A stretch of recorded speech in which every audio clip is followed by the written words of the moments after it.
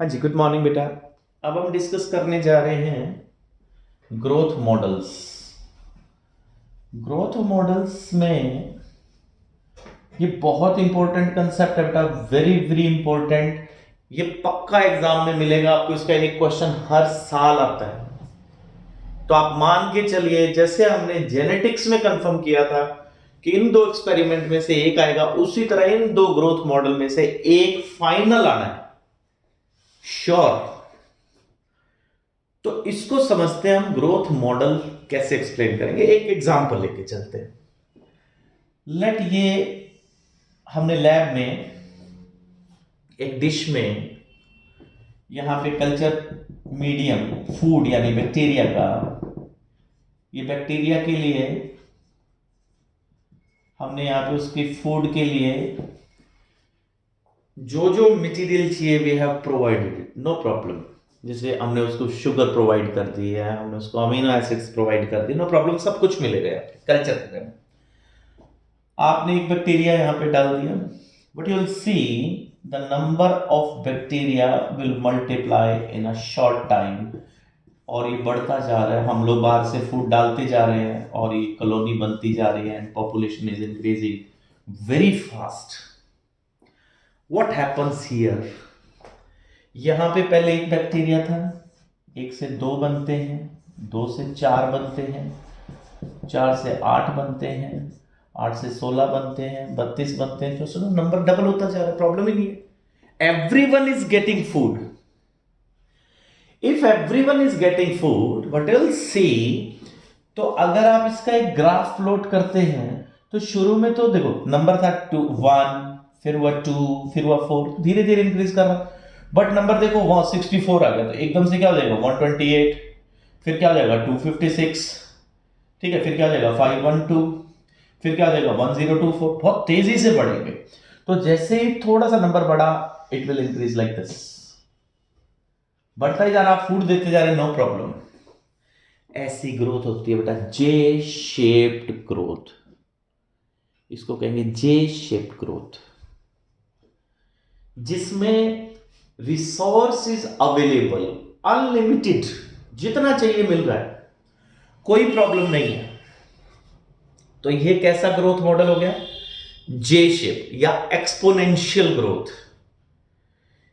अब हम बात कर रहे हैं जब ऐसा ना हो, ऐसा नहीं हो तो क्या होगा। दूसरा केस डिस्कस करते हैं बेटा,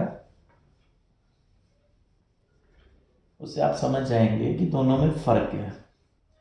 लेट मैंने यहां पे वही सेम एक्सपेरिमेंट कर रहा हूं और मैंने यहाँ पे मीडियम, कल्चर मीडियम यहाँ पे डाल दिया, और मैंने इस बार इतना ही फूड डाला है कि इसमें 5000 बैक्टीरिया तक सरवाइव कर सकते हैं, नॉट मोर देन दैट।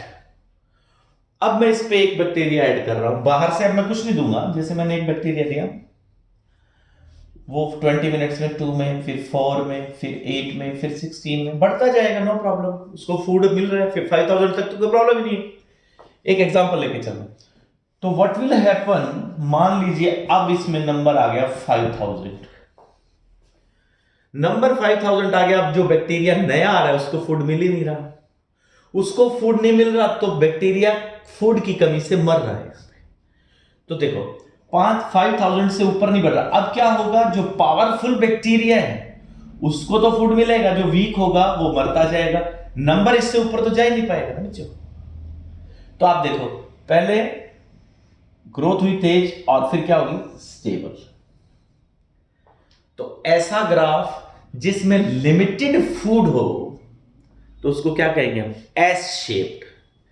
ये कैसा है, एस शेप्ड ग्रोथ कर्व आ रही है इसमें। पहले कौन सा था, जे शेप्ड, अब क्या हुआ बेटा, एस शेप्ड। एस शेप्ड मतलब लिमिटेड रिसोर्सेज। मैंने 5000 नंबर लिया, इसको क्या कहेंगे, कैरिंग कैपेसिटी, मतलब इतना ही कैरी कर सकता है एनवायरमेंट। समझ रहे हैं आप?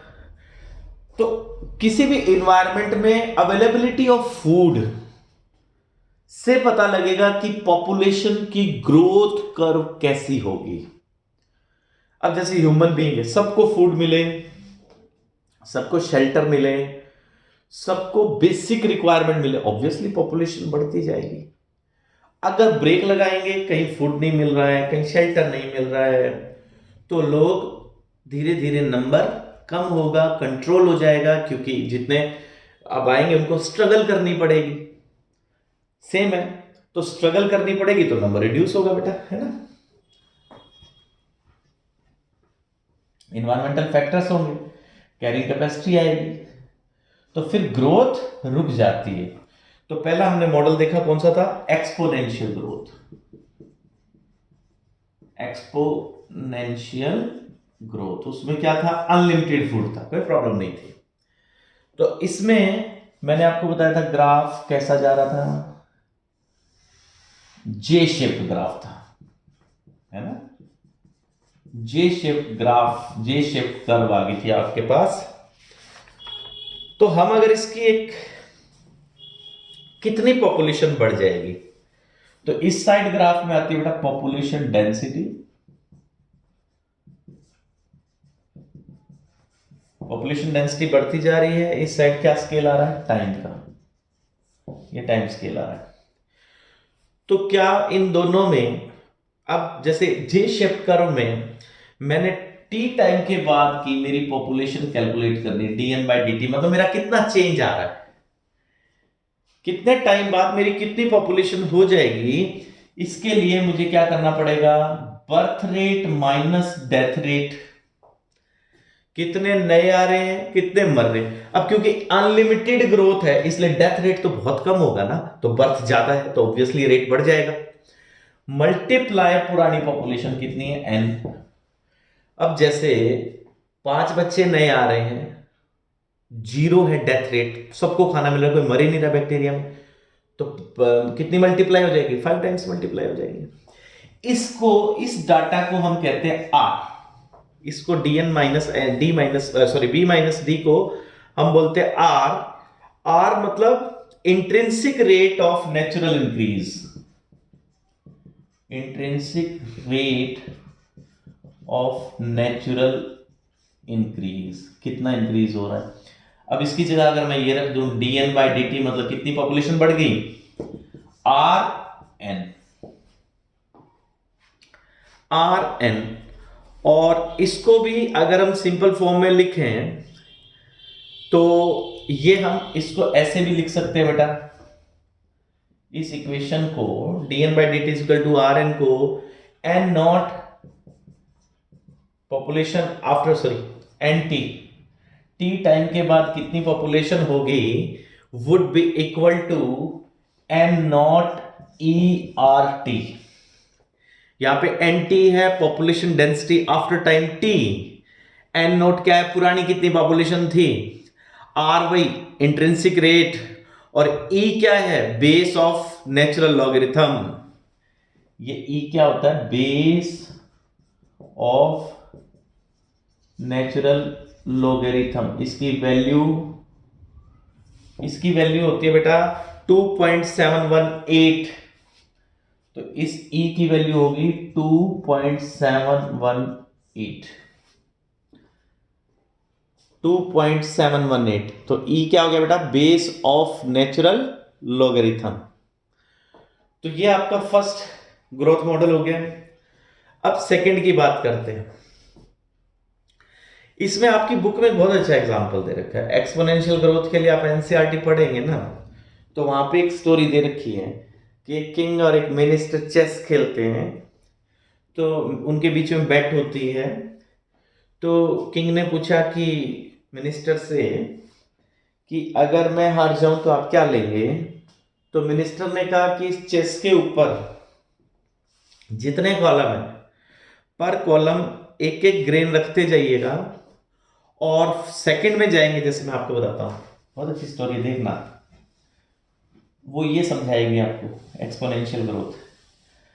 इस मिनिस्टर ने कहा कि जैसे ये चेस बोर्ड है ऐसा, ठीक है, इस चेस बोर्ड में ये कॉलम्स हैं, ऐसे कॉलम्स हैं। तो उसने कहा पहले कॉलम में रखेंगे आप 1, एक ग्रेन, व्हीट ग्रेन, सेकंड में रख देना आप 2, थर्ड में इसका डबल रख देना 4, फोर्थ में आप लिख देना रख देना 8 अगर आप हार जाओ तो तो किंग ने कहा इट्स ओके, तो बहुत इजी है, इसमें तो कोई प्रॉब्लम ही नहीं है। कहता ठीक है। तो किंग हार गया उससे, मिनिस्टर जीत गया। तो उसने कहा ठीक है, आप ऐसे रख दीजिए। तो किंग जैसे इसमें रखने चला, जब तक वो लास्ट में पहुंचा यहां तक, तो इतने ग्रेन्स हो चुके थे जितने उसके एम्पायर में टोटल में नहीं हो रहे थे। तो ये कौन सी ग्रोथ है? एक्सपोनेंशियल, डबल होती जा रही है। देखिए इसका नंबर बहुत तेजी से बढ़ रहा है। तो क्योंकि हर बार डबल हो रहा है और इसमें स्क्वायर कितने होते हैं? 64, 8/5। तो आप 64 टाइम्स एक नंबर को डबल करके देखो क्या नंबर आएगा। तो इतने ग्रेन्स वो किंग हार गया फिर, ठीक है। वो नहीं रख पाए क्योंकि उसके टोटल एम्पायर में इतने नहीं थे। अब सेकेंड ग्रोथ कर्व देखते हैं बेटा। बुक पढ़नी जरूरी है। आप इस लेक्चर के बाद एनसीईआरटी जरूर पढ़िए, अंडरलाइन करिए, ताकि आपको उसमें कुछ चीजें ऐसी भी हैं जो यहां रह जाए तो आप मुझे बताएंगे कि ये नहीं बताई सर आपने, पर आप देखते ही नहीं। हाँ जी, अब एस शिफ्ट यानी लॉजिस्टिक ग्रोथ। लॉजिस्टिक ग्रोथ यानी S shift. S shift curve कैसी आ रही थी? मैंने बताया, ये पॉपुलेशन डेंसिटी, ये टाइम, जिसमें एक बार बढ़े फिर बस इतना एस की तरह। कहां रुकेगी ये? Carrying capacity. जैसे मैंने कहा था ना कि 5000 बैक्टीरिया का फूड है इसमें, तो इसका मतलब इस कल्चर का कैरिंग कैपेसिटी के कितनी हो गई? 5000। तो इसका मतलब अगर किसी जगह पे लिमिटेड फूड है, वो कितनों को सरवाइव करवा पाएगा? वो होगा कैरिंग कैपेसिटी। उससे आगे पॉपुलेशन जाएगी कैसे? अब इसे 5000 की है तो उससे आगे बढ़ ही नहीं पाएगा। तो इसमें कितनी ग्रोथ होगी उसके लिए अगर आपको इक्वेशन निकालनी हो बेटा, dn/dt यानी कितना चेंज इन पॉपुलेशन हुआ, इज इक्वल टू आर, वही इंट्रिंसिक रेट जो पिछली इक्वेशन में था। कैसे निकाला था हमने? बर्थ माइनस डेथ से। तो ये हो जाएगा आर एन, एन मतलब पुरानी कितनी, शुरुआत में पॉपुलेशन कितनी थी, ब्रैकेट के माइनस एन डिवाइडेड बाय के। अब देखो, के मतलब कैरिंग कैपेसिटी, एन मतलब पुरानी आपकी पॉपुलेशन। अब मान लेते हैं कि 5000 आपका कैरिंग कैपेसिटी और आपकी पॉपुलेशन भी 5000 है। के और एन बराबर आ गए, तो के माइनस 5000 जीरो, सारा ही जीरो हो जाएगा, मतलब ग्रोथ रेट खत्म। तो इस एस शेप में ग्रोथ कब तक होगी? जब तक एन का नंबर के तक ना आ जाए, ठीक है। इस ग्रोथ कर्व को कहते हैं वेरलेस्ट पॉल लॉजिस्टिक ग्रोथ।